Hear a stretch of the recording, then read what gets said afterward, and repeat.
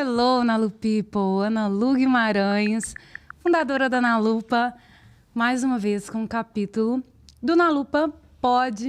Gente, tô super empolgada, porque hoje nós temos na mesa uma mato-grossense, Liliane Oliveira. Olá, Ana Lu, tudo bom? Seja bem-vinda, Quase gente. mato-grossense, sabia? Por quê? Sou do interior de São Paulo. Ah, mentira! Mas fui pra lá, tinha 9 anos, aí já me tornei... Já virou? É, mato-grossense mesmo. Gente, que legal, que legal. Nossa, eu tô super empolgada, gente, porque nessa mesa vão passar profissionais do Brasil inteiro, de todos os cantos desse nosso Brasil continental. E é super legal a gente aprender sobre o mercado, sobre o empreendedorismo em cada uma dessas regiões. Tudo muda tanto, a cultura muda, né? Os gostos, o estilo, que a gente vai falar muito desse assunto. E eu fico super feliz de ter aqui uma pessoa que coleciona nada menos do que 110 mil seguidores em todas as suas redes, Pinterest, TikTok, Instagram, Facebook. Gente, depois sigam a Liliane, porque é sensacional o trabalho dela. E ela defende muito esse assunto que eu adoro falar, que é estilo. Bom, Liliane, depois dessa super... Eu vou te chamar de Lili. Pode chamar. Lili, Lili. Lili ou Lili. Bom, eu queria saber aí de você, como que foi que você caiu na arquitetura? Como é que você pensou assim, não, é isso que eu vou fazer? Porque vamos combinar novinha, né, gente? Quantos anos? 28. Esse bebê, 28, gente. já acho que tô, não. Tem que correr, tô velha já. Que isso, imagina, gente. por Aquela tanto que ela fez. impaciência. Inclusive, primeiro, obrigado pelo convite. Tô muito feliz, me sinto bem-vinda. honrada de estar aqui com você nesse projeto, que eu tenho certeza que vai ser um sucesso. Amém. E voltando a essa questão, eu não imaginava que eu iria fazer arquitetura, né? Não era uma coisa assim que nasci com aquilo, sabe? Desde novinha, não. Mas meu pai era pedreiro, né? Ele é. Mentira. Então, teve uma certa influência, né? Na verdade, foi ele que influenciou totalmente. Nossa, eles sabem muito. Eu segui o conselho dele. Tem tudo a ver com até o nosso tema em relação a empreendedorismo. Você cresceu, então, com ele fazendo as obras. Exato. Aí, ainda no interior de São Paulo. Interior de São Paulo, Paraguaçu Paulista. Aí, como lá já estava, assim, saturado, uma cidade pequena, né? Que daí, para serviço para ele não estava muito bom. Ele falou assim, vamos para o Mato Grosso. E Mato Grosso, gente, naquela época, era aquele pensamento de, tipo, tem onça na porta de casa. Mentira. Exatamente. Aí Como a família, os parentes, tudo de lá, né? E não vai. Falava pra minha mãe, deixa ele sozinho, ele volta. E a gente veio. E detalhe que meu pai nunca tinha vindo pra cá. Não, mas por que ele decidiu... Eu acho que foi uma conversa com os amigos. E ele tinha... Como ele gostava muito de pescar, essa coisa assim de natureza, chamou a atenção. Eu lembro que ele olhou no mapa e ele viu Primavera do Leste. Gente, Exatamente. ele viu a cidade no mapa e falou assim, eu vou morar aqui, né? Exato. A gente, digamos que desbravamos, assim, né, do nosso círculo ali de convivência. E viemos, meu irmão tinha 3 anos, eu, minha mãe, meu pai. Chegamos aqui, dificuldade, obviamente, né? Chegamos lá, né, na verdade, né, que agora eu estou... É o fuso. É o fuso aqui, desconsiderem. E aí, assim, me desenvolvi lá, estudei lá, né, era outro sistema, era bem diferente. E ele começou a pegar obras lá também. Exato. Só que eu sempre tinha algo, pensava mais em relação à saúde, não sei porquê.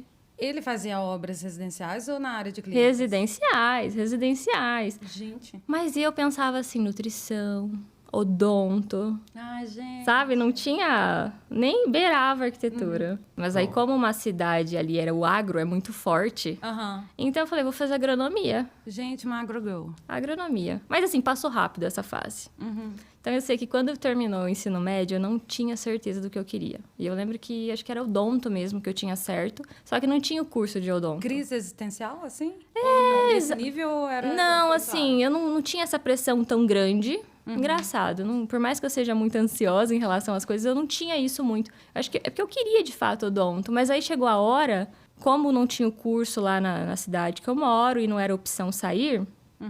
detalhe, eu estava no meu primeiro emprego e era uma loja de materiais de construção. Gente. Era um sinal, né, gente? Alguma coisa aí. Mas eu não fazia nada relacionado a materiais, enfim, produtos de arquitetura. Era mais financeiro.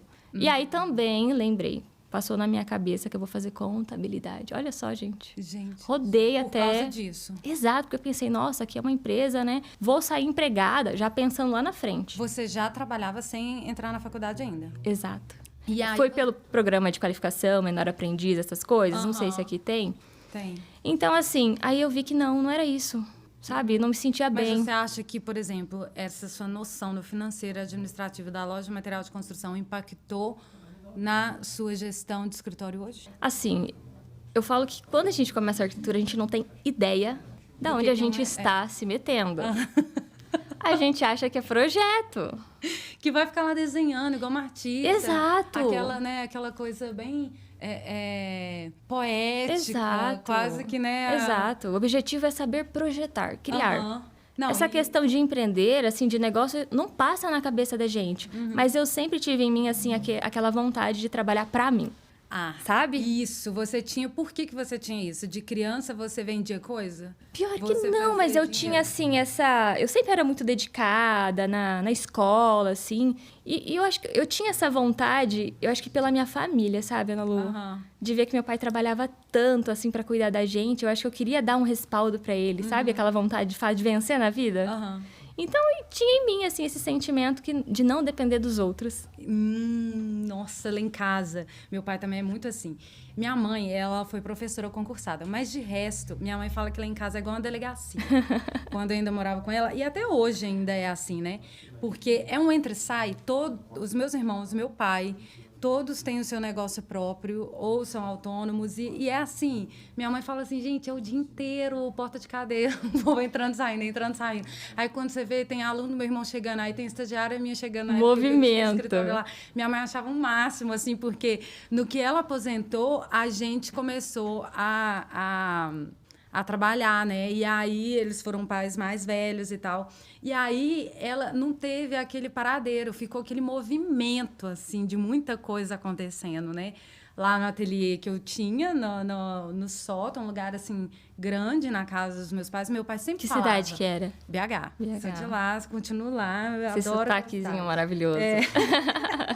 E aí a gente ficava lá, eu no ateliê, meu irmão no outro quartinho, dando as aulas dele. E era sensacional, porque na época que eu ainda era presencial, tô falando de 2016, eu tinha lá umas 4 estagiárias e a gente ficava projetando, ouvindo meu irmão, que é músico, tocando lá embaixo. Que legal. E era super gostoso, assim, mas era um movimento. Você tinha essa influência, então? E eu tinha essa influência. Meu pai também foi comerciante, e aí ele era um cara que fazia acontecer também. Do nada, eu não sei de onde vem esse espírito nosso de que, tipo, vai vir. Exato. O cliente vai vir. Exato. Aquela pessoa que tem um negócio, ela tem uma emoção diferente. É adrenalina, né? Aquela adrenalina do dia 1 do mês, que você pensa assim, exato, o cliente vai vir. Ele não tem nem noção de onde ele vai vir, mas ele vai vir.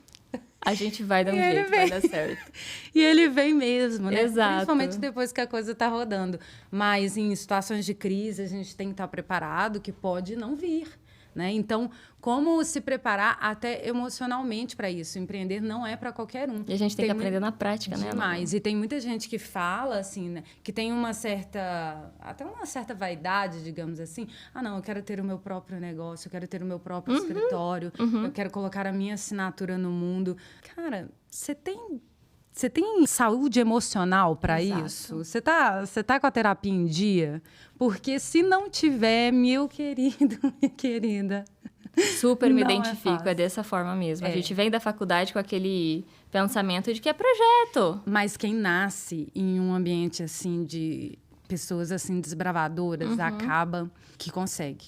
É verdade, até você comentando isso, só esse fato do meu pai sair conosco da nossa cidade para outro lugar, de fato, né? Ele sempre me influenciou. Olha só, isso, o nível de coragem, agora, o nível de coragem. O meu pai, ele foi um cara que passou fome na vida. Olha só. Quando a gente vê aonde que ele chegou, assim, a marca que ele deixou hoje, o negócio dele, tá com o meu irmão mais velho, ele fez um rebranding da marca, continuou com o nome do meu pai, quase que o meu irmão assume um codinome relacionado ao meu pai, né? Então, assim, de tão forte que ele ficou no mercado dele, assim. E é muito impressionante. Ele saía para trabalhar, muitas vezes, sem rumo. sem Olha saber só. aonde que ele ia captar o cliente do dia. E ele voltava com o cliente. Isso é muito forte. Essa herança assim, que a gente tem, e é uma coisa que está na gente. Né? Que a gente não Exato. consegue, a gente não sabe nem explicar. Eu não sei se, eu acho que eu não conseguiria me enxergar num CLT, num concurso público. Exato. Não E consigo. olha só que loucura, a gente fala de toda a dificuldade, mas ainda assim é uma coisa que a gente gosta, nos Eu vou te move o falar, desafio. Gente, isso é vício. Que é coisa, igual né? cachaça. A cachaça que a gente quer, entendeu? Que a gente sabe que vai dar ressaca, mas a gente quer. Exato, verdade, bem assim.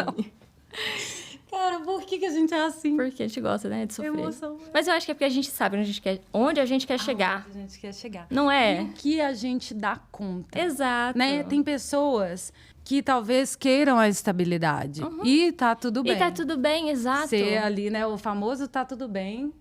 Que precisa realmente ser encaixado em determinadas horas. Tem uma pressão hoje, né? Aham, que de você tem que empreender. trabalhar, tem que Você empreender. tem que empreender. Não, e o empreender virou uma modinha, né? Exato. Agora não, é a era do empreendedorismo, todo mundo vai empreender, tava falando aqui. Empreender, né, trazer, é diferente de você estar ali como empresário, né? Então, assim, trazer inovação para o negócio também não é fácil. Não é. Tirar um coelho da cartola, assim, né? E nem acontece dessa maneira. A gente tá né? sempre pensando. Demanda muita pesquisa, muito estudo, tudo, né? E eu falo que, assim, é com o passar do tempo que vai virando chavinhas na nossa cabeça, né? Porque às vezes você vê alguém falando, olha, faça isso. Mas você não consegue tomar aquela atitude porque você tá indo aqui. De repente, eu falo que a minha carreira, assim, é cheia de viradas. Tô sempre, toda semana. Justamente porque eu fico pensando tanto nessa questão de como melhorar. Como fazer dar certo, né? Lidar com a equipe, lidar com o tempo, gerenciar o tempo, né? Ter tempo de qualidade, cuidar da saúde, é uma coisa muito difícil. Família. E aí eu falo que vai virando chavinhas. Aí vira uma chavinha, então eu vou nessa direção, vou testar isso aqui. Mas em que momento a chavinha a arquitetura virou? Então, exatamente. Chegou no ponto, odontologia não vai rolar. Por quê? Porque eu tinha que sair da minha cidade, que eu falei, é né? verdade. E ali a gente tava, não vamos sair. Aham. Falei da contabilidade, aí vi que não me identificava de jeito nenhum ali. Meu pai falou pra mim. Foi um surto rápido. Exato, exato. Meu pai falou pra mim o seguinte: olha só, você tem que trabalhar, escolher uma profissão que você possa trabalhar para você, sem depender dos outros. Jesus. Entendeu? Aí, nas opções que tinha ali, a arquitetura ia mais próximo disso. E eu acho que ele também queria, né? Que eu seguisse essa área, querendo ou não. E das opções que tinha, era que eu mais me identificava, querendo ou não, né? E fiz o vestibular ali, passei. Só que, assim, é absurdo o quanto eu me identifiquei. Em nenhum momento eu pensei assim, não é pra mim. Vou parar. Momento pensou em desistir. Nenhum momento. Primeiro Óbvio. semestre já pirou. Exato. Não, só pensou em desistir quando chegou em representação técnica. Maquete no primeiro. Maquete, meu Deus, madrugada ali, colando, estilete, papel Paraná. Obviamente, lágrimas, né, durante o curso. Mas nunca duvidei que é arquitetura. Só que, óbvio, né, assim, durante o processo, justamente, eu falo que assim, por eu não vir de uma família que tinha essa questão de... Alta sociedade. Alta sociedade, sabe, Ana Lu? Padrão, assim, alto, aquela coisa mais elitista. Porque a arquitetura, né, antes era muito restrita, né? Sim. Agora que a gente tem essa era que é mais para todo mundo.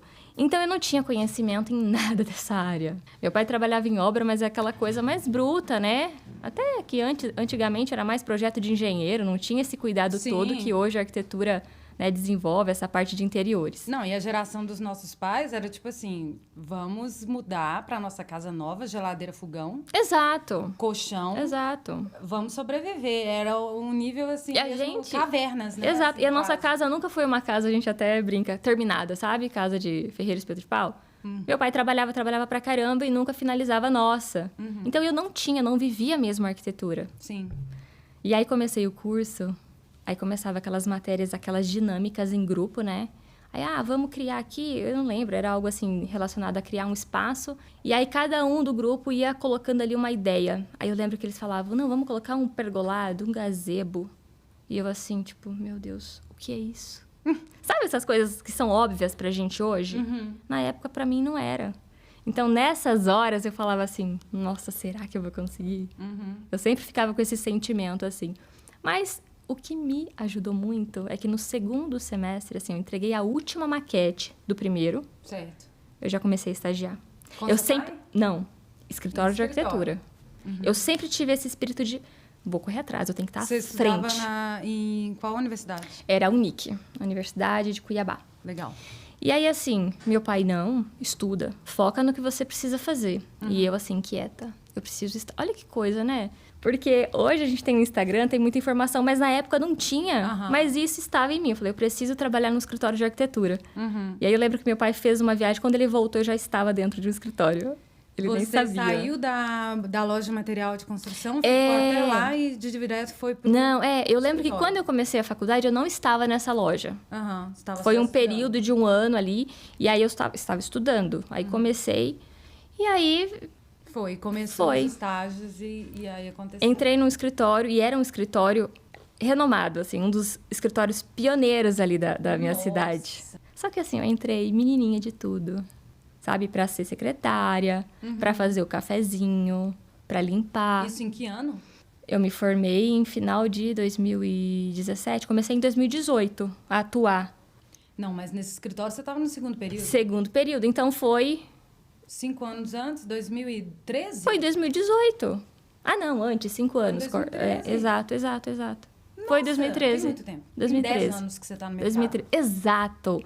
Quando eu fui preencher o questionário do nosso pod, quantos anos, né, de atuação? 10 anos. Aí eu peguei, Você caiu em si. fui fazer as contas, porque a gente vive uma dinâmica tão assim, é tão intensa, é tanta coisa, que parece que passou de fato muito tempo. Aí eu fui ver, deu 5 anos. Falei, mas gente, como assim 5 anos? Vivi tanta coisa. Mas de fato, né, quando a gente pega a fase de estágio, de faculdade, eu tô dentro de escritório assim há muitos Há anos. muito tempo. Nossa, legal demais. Só que, 10 anos de carreira, a gente resumiu aqui como que você entrou, se encontrou. E aí, eu te pergunto, como que vieram esses 110 mil seguidores? Porque, assim, gente, ela tá toda timidazinha aqui, tá? E aí eu fico pensando, como que uma tímida desse jeito conseguiu criar essa comunidade tão forte? O que aconteceu nesse meio de caminho aí? Que a gente tá ali produzindo conteúdo, né? Na nossa bolha, quietinha, né? A gente esquece que tem ali muitas pessoas que estão acompanhando de fato. E aí, quando eu recebo mensagem assim, né, de carinho, nossa, eu te acompanho aqui, eu chego a ficar surpresa. E Mas de você fato. começou novinha. Comecei, logo que eu me formei, né? Depois de tudo, estágio e tudo mais, que foi muito importante, eu já tinha isso em mim sobre a questão da importância do Instagram, porque foi quando começou. Legal. Quando Carol Cantelli começou a explicar no Snap, eu estava ali, comecei a aprender. Ela Carol Cantelli, né? Exato, eu fui geração Carol Cantelli. Geração, entendi. Na época que não existia render, né? Aham. Aí começou a renderização, ela ensinava, eu fui aprendendo. Foi o ano que eu me formei. Legal. Então, assim, eu já tinha isso e colocava no Instagram os meus projetos. Mas você fez curso dela, a palestra dela? Eu fiz, eu lembro que eu fiz uma vez, Aham. que ela dava aqueles workshops, né? É verdade. Fiz. E aí, assim, eu tinha em mim uma coisa que é o seguinte: eu não conheço muitas pessoas na minha cidade, né? Não São tenho quantos habitantes? uns 70 mil, mais ou menos. Nossa, é pequenininha É. mesmo. Não tenho, enfim, estou começando a minha carreira, o que eu posso fazer? Eu tenho que apresentar a melhor imagem que eu puder. E era uma coisa que os escritórios que já estavam consolidados não tinha muito isso de apresentar. Eu acho que justamente por já ter a cartela de clientes, né? E aí eu saí do escritório, último ano de faculdade, e eu já comecei a trabalhar em parceria com alguns marceneiros. E eles me chamavam justamente pelas minhas imagens que eu apresentava, porque daí chamava cliente, né? Olha só. Então eu falei, o meu Instagram vai ser o meu portfólio. É o meu feed, a minha Eles já estavam vitrine. notando que você era uma propaganda. Exato. Então, nessa época, por exemplo, com parceria de marceneiro, eu ia lá, atendia o cliente dele, fazia o levantamento, especificava e fazia o projeto, a imagem. Aí, assim, notebook ruim, 24 horas para gerar uma imagem, Nossa. aquele perrengue todo. E eu ali tentando, né?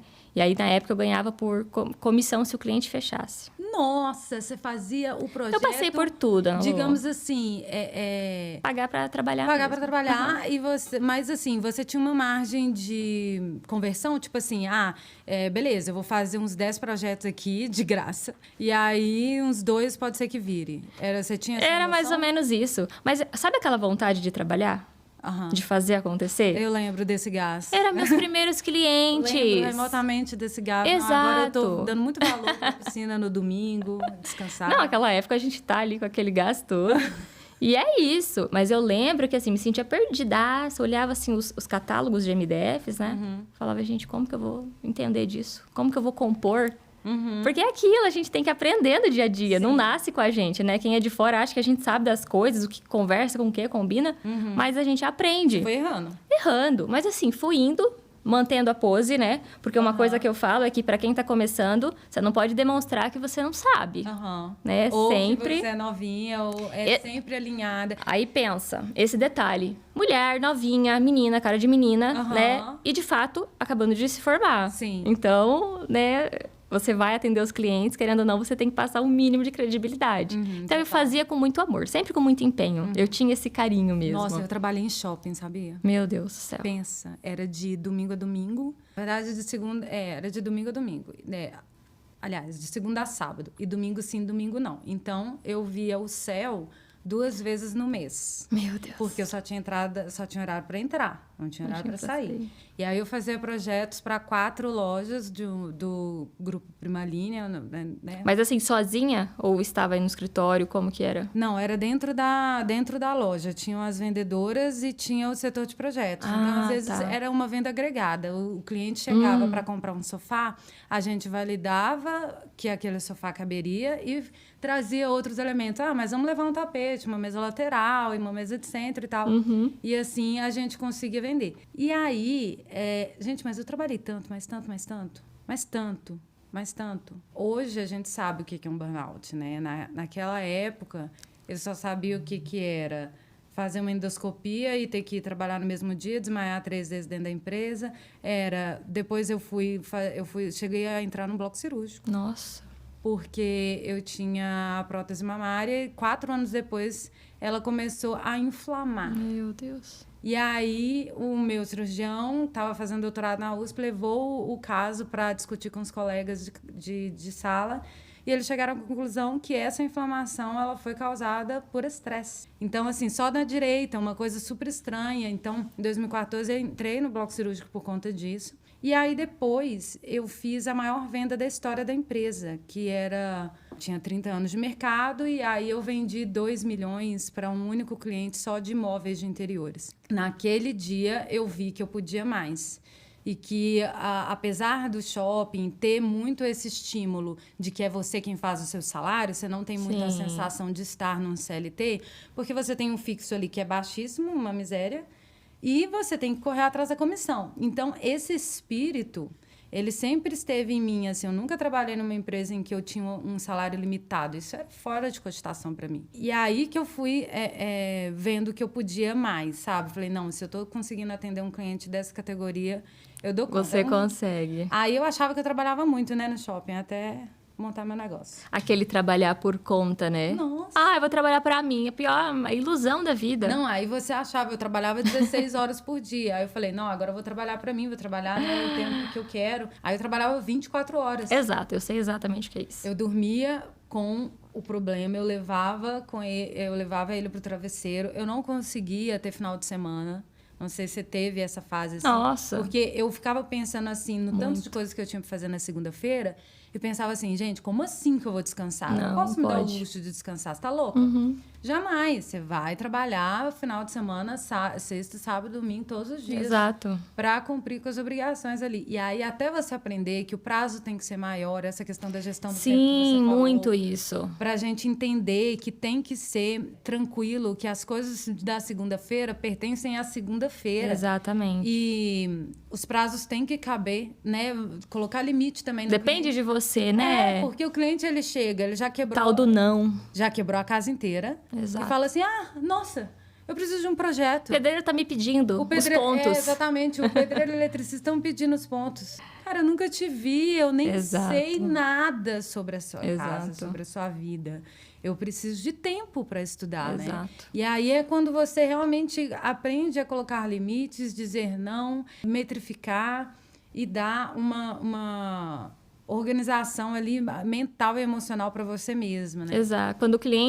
Quando você se posiciona, você não vai perder o cliente. Ele acaba te respeitando mais. E a gente estava falando dessa questão do posicionamento, por isso que eu lembrei também do shopping, né, que foi sofrido. Lá, a gente não podia estar sem fazer unha. A unha tinha que estar impecável. Por essa razão, eles mandavam a manicure dentro da loja para garantir que a nossa unha estaria feita toda. Eles davam respaldo ali. Eles davam ali aquele respaldo, a gente ia ali para nossa copinha e fazia a unha lá dentro e tal. A gente pagava para essa unha, tá? Mas assim, fato eles flexibilizavam o atendimento ali dentro porque eles queriam esse padrão. E aí eu percebi como que essa questão da postura, né, de você estar realmente bem arrumada. E às vezes as pessoas pensam assim, mas eu não tenho dinheiro, isso e aquilo. Gente, tem que começar como dá. É o básico, é o mínimo. Fazer a sua própria unha para você estar bem apresentável. Aparência é tudo, exatamente. Né? Não adianta. Essa forma como você se apresenta, e eu demorei para aprender isso até no digital também. Cuidar da minha imagem, cuidar dos looks. Exato. Eu nunca fui muito da moda, sabe? Conectada no Eu também, mercado de moda. eu também. Eu sempre fui muito básica, é o meu estilo. Inclusive, esse foi o meu diagnóstico quando eu fiz a consultoria. Então, continuo nesse básico urbano, minimamente refinado, assim, mas eu não tinha esse esmero ali no digital, assim. Eu ficava tão à vontade. E hoje eu percebo que a gente precisa ter esse cuidado, sabe? Ok, dá para você ser espontânea, se mostrar ali no seu dia a dia, ser você. Mas quando você percebe também que você precisa estar bem com você mesma, e não é porque você trabalha no home office que você vai ficar de pijama, você vai se arrumar, você vai se preparar. Aí eu fui aprendendo. Para subir para o ateliê, eu levava minha bolsa. Minha mãe achava engraçadíssimo, né? Porque eu não ia de chinelo e levava minha bolsa para o segundo andar da casa. Pronta. Sabe? Pronta, arrumada, né? E tem Isso é que muito ser, legal. né? Reflete o carinho e o cuidado que a gente tem com os nossos projetos, né? Como que a gente não vai ter com a gente, com a nossa imagem, né? Sim. Aquele cliente que não conhece o teu trabalho, ele vai te olhar ali, aquela primeira impressão de fato, né? Então, está totalmente relacionado. E esse posicionamento você sempre teve, mandou ver em todas as dicas que a Carol Cantero Exato, passou ali e de projeto. E na época, com o marceneiro, clientes que não fecharam com ele, na época, me chamavam depois para fazer projetos pessoais. Porque ficou marcado. Entendi. Então, assim, eu sempre tinha em mente que era a minha oportunidade de marcar de alguma forma aquele cliente, mesmo que ele não fosse meu, né, naquela primeira fase. Certo. E é aquela coisa, você vai fazendo com muita dedicação, um cliente vai puxando o outro, vai indicando o outro. E eu nunca precisei ficar, assim, procurando naquele sentido, vou divulgar aqui. Eu ia lá, quietinha no meu Instagram, colocando os meus projetos, porque no começo você não tem projeto executado. Sim. Então, colocava lá, mostrava a obra também. Eu começando, né, em obra, assim, aqueles stories mais tímida. Você começa mostrando só uma foto, aí você começa a escrever. Quando vê, você tá falando, mas não aparece. Eu passei por todas essas fases. Sim. De fato. E foi crescendo, foi crescendo. E essa questão, né, que a gente vai perdendo o controle. Porque até isso que você mencionou de o cliente liga sem prazo, e eu queria dar conta.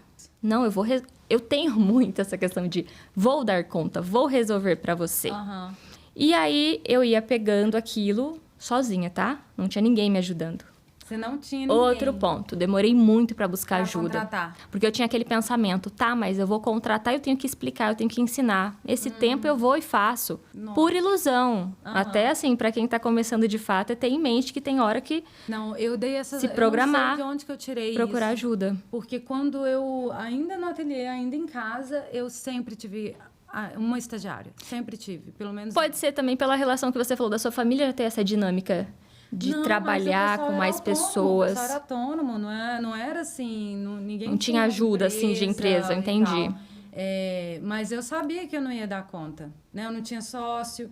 E aí foi logo cedo, assim. E como eu fui pro YouTube muito rápido, eu tive que chamar também um editor de vídeo. Você entrou muito cedo nesse meio também, então você já percebeu a questão que você precisava de outras pessoas, né? Tem isso também, para funcionar ali no YouTube. Mas foi caótico, tadinha dessa minha primeira estagiária. Beijo, Zaguinha, nunca vou te esquecer. Ficou 2 anos me aguentando.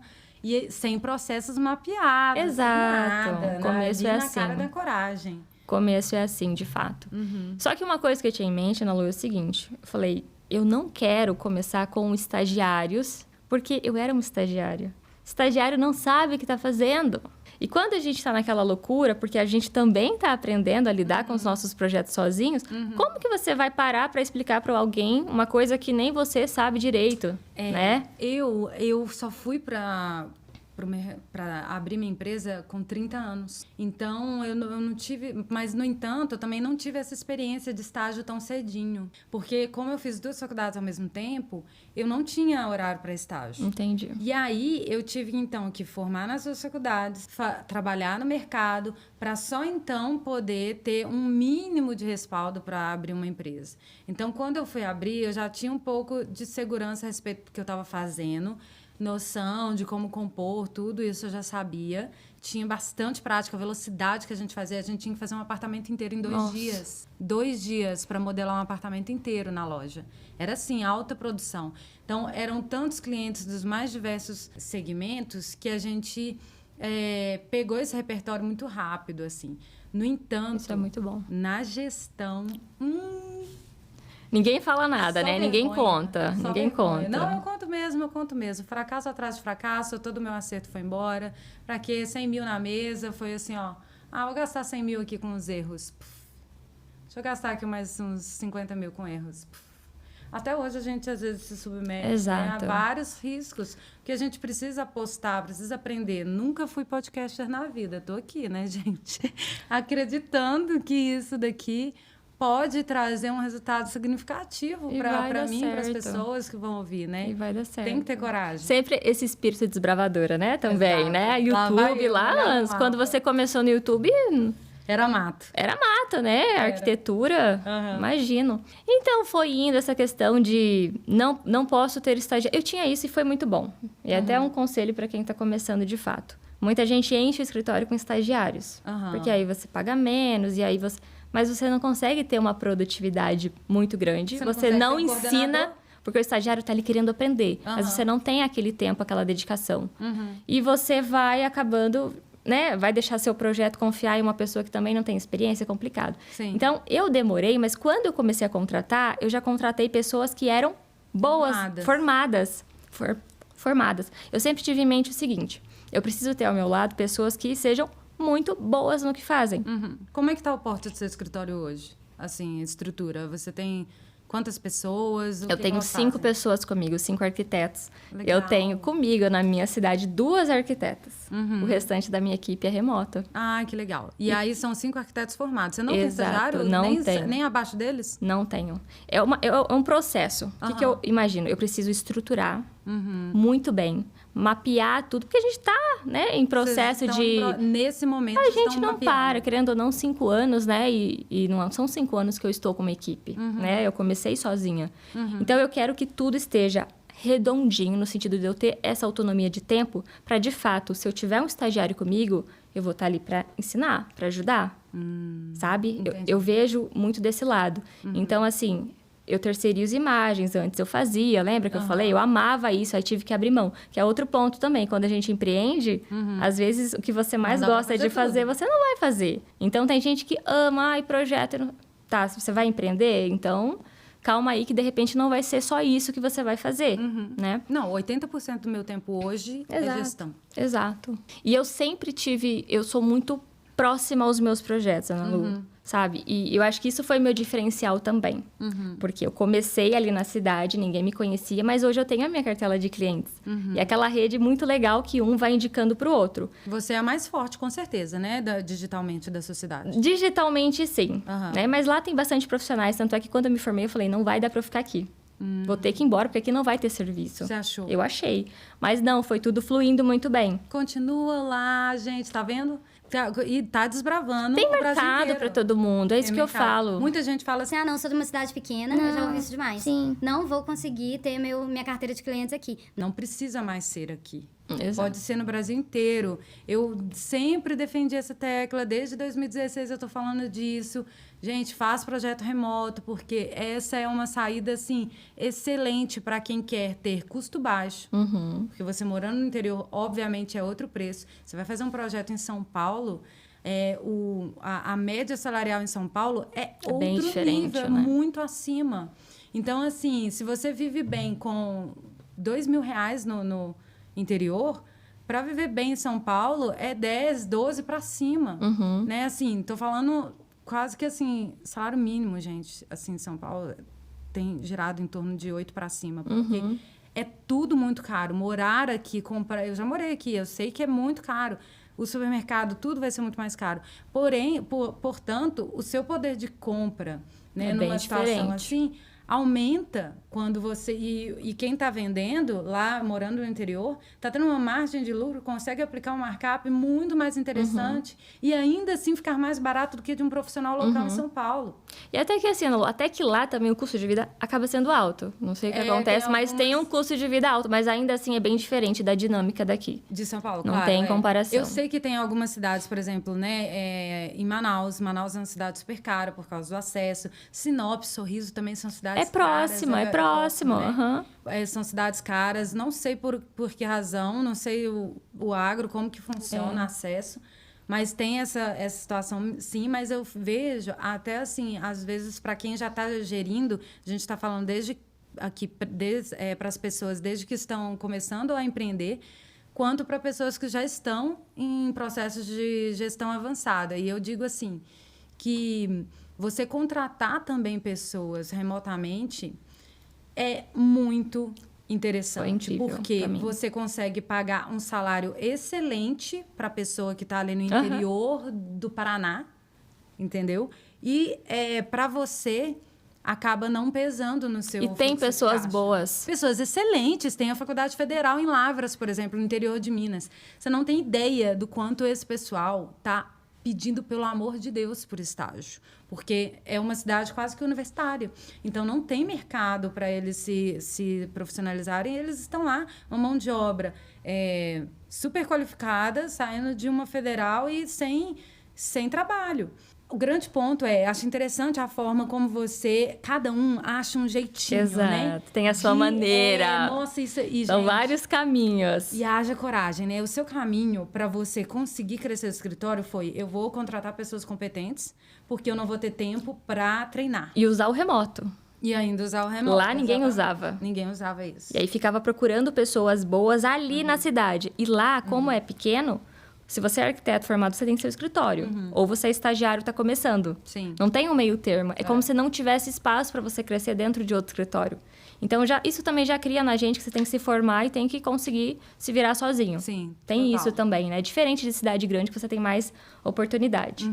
Então, eu sempre tive isso em mente. E o remoto foi maravilhoso, porque a primeira pessoa que eu tive me ajudando já era, né, de fora. Nossa. E eu lembro que quando eu peguei os portfólios, Ana Lu, eu fiquei assim, meu Deus, quanta gente boa. Quanta gente Nem sabia que era assim que fazia um portfólio. Eu não faço um portfólio assim. Fiquei chocada, né? Muita gente legal para contratar. Tem. Eu tive um caminho... Eu acabei tomando um caminho diferente do seu, assim. Eu sempre tive pessoas ali, mas eu adotei um mapeamento de processo muito cedo. Porque eu capotei tanto que eu falei assim, não, para tudo. Gente, para o mundo, vou descer aqui desse trem, porque não tá rolando. E aí, eu fiquei imersa mesmo. Então, no meu caso, não deu pra eu parar. Eu fui com o negócio andando e... Eu tava toda capotada, toda ralada mesmo. Exato. Eu falei, não, então vou parar e vou mapear os processos. Aí inclusive, esse é o produto que a gente vai relançar na Nalupa Pro, que é o Playbook de criação. Depois a gente vai lançar o Playbook técnico. O que é o Playbook? Isso, para você que está numa situação atual de mapeamento, pode ser sensacional. Lá vai o ouro, gente, presta atenção, aumenta o volume, porque é agora. Um Playbook, como o próprio nome diz, ele é vídeo e escrito. E você mapeia o processo, primeiro trazendo, né, o que é aquele processo. Então, assim, um processo de modelagem. Vamos pegar como exemplo. Então, o que é o processo de modelagem de sketch base, que eu chamo? Que é levantar as paredes, colocar rodapé e tal. Não. Então, o que é esse processo? Por que esse processo é importante? E depois, como fazer este processo? O processo ele é inteiro determinado em tópicos, na parte escrita, sempre começando por verbos. Então, entre na pasta tal. Clique no modelo tal. Que eu não tinha pra mim isso antes, Ana Lu.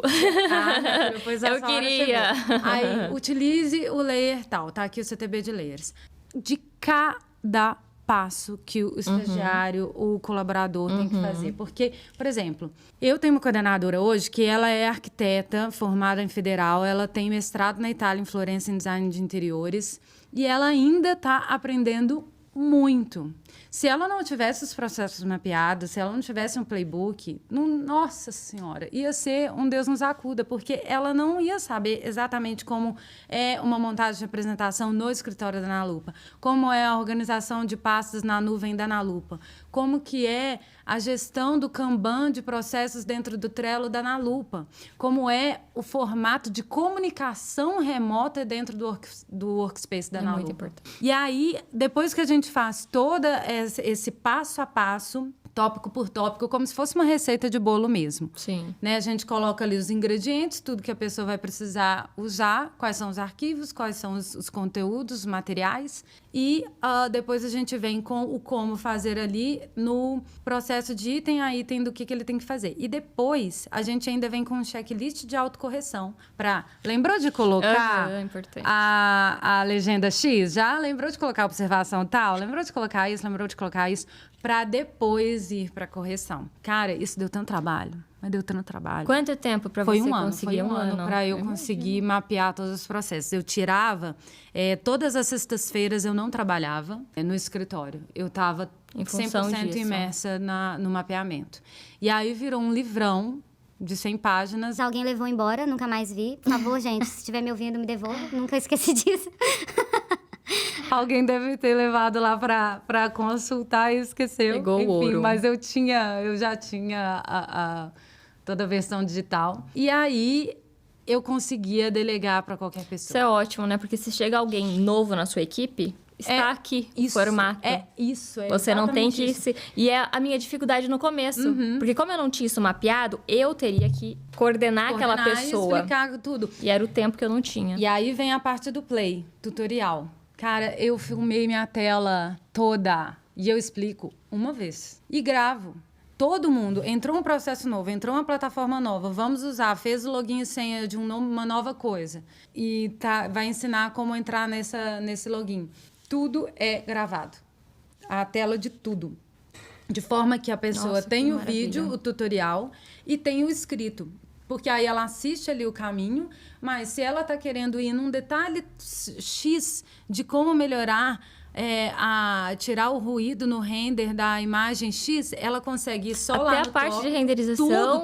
Tudo. Poxa. Você não está entendendo. Os processos da Analupa, eles são mapeados departamento comercial, departamento administrativo, departamento de projetos, departamento de mídias. Material incrível. Tudo. E é isso que a gente vende. A gente simplesmente vende todos os processos mapeados da Analupa para quem quer fazer acontecer ali daquela forma. É um adiantamento, digamos assim. Porque é lógico que você vai personalizar do seu jeito. A sua apresentação, você quer que o render fique em sangria na página.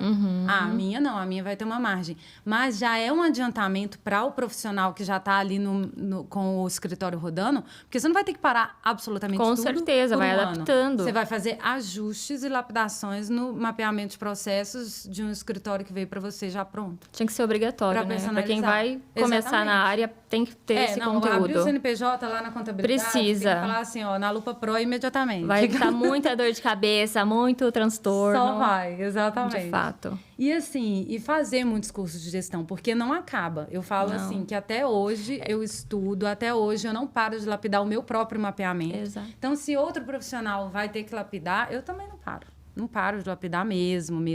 Isso é muito legal. Eu tô super empolgada de relançar esse produto para vocês. Gente, que ficou fechado por 2 anos. É maravilhoso. Eu tô muito feliz. Muita gente pergunta e agora a gente vai ter essa oportunidade. Me conta mais uma coisa, Liliane, que eu tô querendo saber. O maior fracasso que você já teve. O maior fracasso? Um dia, assim, que você falou, nossa, esse dia eu fui humilhada. Esse dia eu voltei para casa É que assim, tem tantas histórias que acontecem, né? Só que eu acho que assim, o trauma é tão grande. São tantos traumas Você e vai perrengues. até esquecendo e vai passando assim, mas tive várias situações no começo, Ana Lu. Eu pegava a responsabilidade que não era minha, sabe? De obra. Então, assim, o fulano não foi, o pintor não foi, o eletricista não sei o quê. E eu pegava pra mim a responsabilidade, né? Porque querendo ou não, o cliente tá estressado, ele vai lá e desabafa quem, né? Sim. No profissional. Teve uma falta, assim, que te marcou, o cliente te xingou toda? E assim, questão de, por exemplo, o marceneiro vai lá e executa um negócio que o acabamento dele não é bom. Mas assim, foi o marceneiro, não tem nada a ver comigo que fiz Isso o projeto. E aí vinha tudo em mim. E aí o cliente aquele te xingou processo. todo, falou, o acabamento não é bom porque você tinha indicado aquele fornecedor. Exato. Mas assim, Ana Lu, eu vou te falar de verdade. Eu falo, eu sou abençoada em todo esse processo, porque eu não tive tantos embates, assim, de o cliente me xingar, de o cliente... Eu acho que todas as situações que aconteceram comigo de eu ficar chateada, mas sabe quando é aquele agressivo ali, passivo-agressivo, que o cliente fala de uma maneira que você entende, ele não tá te xingando diretamente, sabe? Sim, mas te uma coisa que eu em certa medida. Exato, e eu já entendo rápido, tá? Não precisa falar comigo diretamente. Aí, pelo seu nível de exigência, você vai lá e voltou e ficou acabava. remoendo. Eu fico remoendo, tá? Então, eu tô dirigindo, eu tô pensando, eu tô fazendo qualquer coisa, eu tô remoendo aquilo. Faz muito mal. Eu fiz um projeto gigante. Foi o maior projeto da minha carreira. E a gente incorporou até arquitetura. Eu convidei uma arquiteta para ser coautora do projeto. Uma casa de fazenda de 600 metros. Só a suíte tinha 80 metros. E aí, a construtora que eu tinha indicado fez uma lambança no acabamento que estourou uma herpes de todo tamanho no meu queixo, no dia. De tão transtornada. As pessoas não têm noção, né? Não, eu adoeci por causa do prejuízo que uma outra pessoa trouxe para o meu cliente. Exato. É um negócio que a gente toma realmente, eles não têm noção do nível de hoje esmero. Acontece, né? É que daí a gente vai se posicionando e tentando que aquilo não afete. Porque às vezes você especifica um produto, mas você está especificando, porque né, a loja fala que vai prestar o respaldo, tem um instalador, e aí não acontece. Aí o cliente fica desesperado. Porque isso tá assim, não sei o quê. E a gente também fica, né? A gente fica chateado. Porque a gente quer perfeito. Exato. E eu tenho uma coisa, desde o começo, que eu lido muito próximo do meu cliente. Porque o cliente, querendo ou não, o projeto, pra ele é único de fato. Virou é aquele sonho seu também. E eu pego pra mim. E aí vira as dores também. E isso foi um diferencial também, sabia? Porque as pessoas sentiam essa falta de ter esse contato mais próximo, né? E de dormir com aquilo triste. Tipo assim, nossa, o Exato. marceneiro errou naquele fitamento de borda da porta da direita da cozinha. Total. Tô triste, tô boladíssima. São muitas coisas. A obra, assim, justamente essa questão de lidar com muita gente, né? Pedreiro, eletricista, pintor. Então, não tem como, vai dar problema em alguma parte. É inacreditável a gente não ser extremamente valorizado no mercado. Porque quando eles veem o tamanho da treta, que tem que cuidar da hidráulica até o enxoval da cama, eles entram em pânico.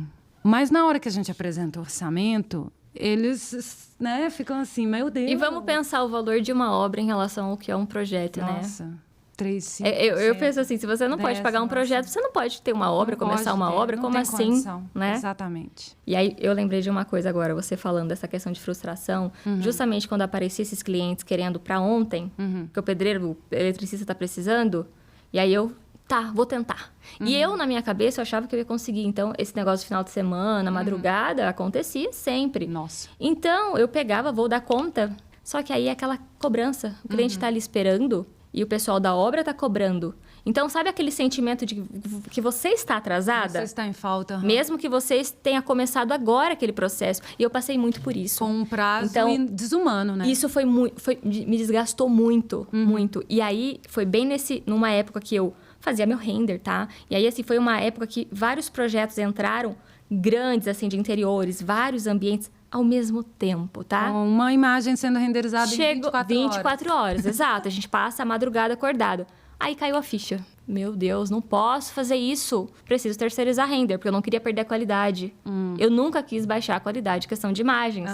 Então, eu não aceitava. Eu sempre fui muito criteriosa nisso. Só que não é fácil, você não acha uma pessoa do dia pra noite. Então, tem todo aquele esquema de busca. E é um profissional caro também, né? Até Exato. a gente encontrar e conseguir repassar esse valor para o cliente, porque ele quer viver aquela experiência ali 3D perfeita, mas não imagina também o custo que é. O custo. E aí me conta, então, agora uma situação de sucesso, do tipo assim, nossa, nesse dia eu falei, tô orgulhosa. Pode ser, assim, qualquer fechamento ou uma situação, assim, de organização do escritório ou uma entrega que você teve de uma pessoa que você contratou que veio tão perfeita que você falou assim, nossa, treinei.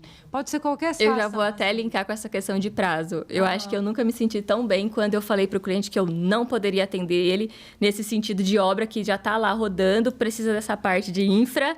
E aí eu falei que não. E aí o cliente, ele ficou insistindo. Ele, não. Tudo bem, se precisar, eu paro a minha obra para te esperar. Mentira. Sabe? Aí eu falei, e você esse é o caminho, esse é o caminho.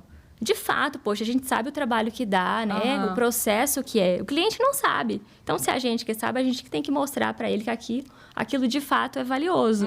Então, outros pontos também é sempre quando a gente vai concluir o projeto, eu tenho muito assim, quando o cliente aprova o 3D, justamente por eu apresentar o mais real possível, ele quer exatamente daquele jeito. Nossa Senhora. Aí você pegou aquele bloquinho lá do 3D Warehouse. Eu amo as empresas que fornecem, tá? Pra colocar uma plantinha ali. Porque esse negócio de você colocar figurativo e depois não tem pra comprar, né? É complicado. E aí o cliente quer exatamente aquele porta-retrato. Eu lembro de um container. Eu fiz um projeto em container. Foi logo no começo. A gente ia pegar um container e transformar em um ateliê. Que é uma coisa mais delicada. E eu acho que foi o primeiro projeto que o cliente respeitou todas as escolhas. Então, eu apresentei o projeto... Ai, que lindo! Coloca esse projeto na tela que eu quero ver. É um que mais chama atenção, as pessoas adoram. Ai, gente! O projeto viral dela. Eu fui guiada por Deus, porque assim, até o painel que eu coloquei no teto... Pra chamar atenção, assim, tinha especificação, tinha referência, tinha o fornecedor bem certinho. Código X e ele fez. O cliente olhou... Eu acho que foi a primeira sensação de satisfação nesse sentido também. O cliente olhar e é desse jeito que eu quero. Isso. E tudo foi fluindo. Aquele desafio, obviamente, porque... financeiro, de executar, questão de container não é a mesma coisa que uma obra alvenaria convencional. Os profissionais são diferentes, os processos são diferentes. Eu nunca tinha feito, né? E foi indo, aprendendo, e o resultado foi lindo, maravilhoso, né? De ficar aquilo ali... incrível, exatamente como o projeto. E aí eu já lembro do outro perrengue, né? A gente buscou um profissional para colocar esse painel caríssimo no teto, lindo, assim, ó, emendas bem certinhas. Veio um profissional de fora para colocar, porque era o melhor, tá? Era o melhor. A gente não podia errar nesse painel. Ele veio, muito atencioso, tinha o valor, né, de deslocamento, colocou. E o painel não ficou bom. Nossa. Ele voltou, ele foi embora. Tinha aquelas bolinhas... E o papel era bom, sabe? Não era aquele material que é muito frágil. Nossa. Olha aquele desespero. Como que você vai... É o efeito, é o item principal do ambiente, sabe? A cliente foi lá, pagou, vou colocar igual. E olhar pro teto, assim, em cima da mesa dela. E aí? Aquele negócio feio. Mas, graças a Deus, essa pessoa que colocou se prontificou. Eu vou voltar. Eu volto, eu vou arrumar. E o medo de não dar certo pra arrumar isso, Ana Lu? Nossa. Porque é um painel muito delicado. Enfim, não tem como você pegar um remendo. É aquilo e pronto, acabou. E ele veio pra arrumar. E era noite, a gente lá esperando. O cliente nem fazia parte muito do processo, era mais eu. Então, eu acabo pegando esse gerenciamento mesmo sem cobrar, sabe? Porque eu queria que desse certo. Até pelo meu portfólio, pra ter experiência. Então, à noite eu lá esperando. E deu certo. Arrumou o painel, ficou perfeito. Mas juro que, assim, foi um susto. E depois foi uma situação, assim, um sentimento de satisfação. Nossa, é muito sério isso, né? E é muito legal também de ver esse comprometimento. Porque a gente está lidando com um patrimônio. Exatamente. São valores altos. A pessoa está sonhando com aquilo dali.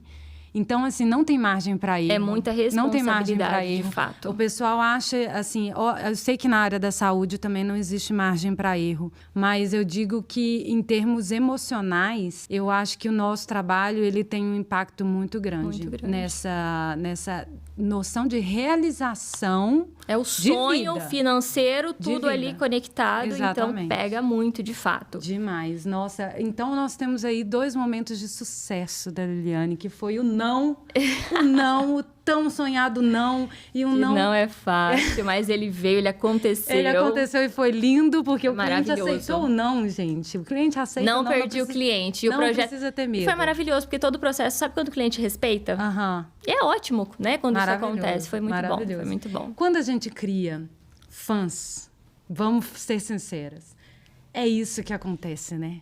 Ou o cliente que chega para mim do YouTube, É legal isso. Ele é muito querido. E ele quer fazer com você. Ele quer fazer com você. Ele já sabe o nome do meu cachorro. Ele sabe todos os detalhes lá, o jeito que eu falo, o jeito que eu converso. Tem os prints dos projetos, as Exato. pastinhas como referência, Como já referência. salva. E quando você abre a ligação para conversar com ele, ele toma um susto, que eu acho que eles não imaginam que é a gente que vai atender. Uhum. Ele acha que não, que vai ser outra pessoa. Tem E uma quando ele situação vê- recente. Quando ele vê que é a própria pessoa, eles ficam encantados. E, assim, isso tem um valor muito significativo, assim, né?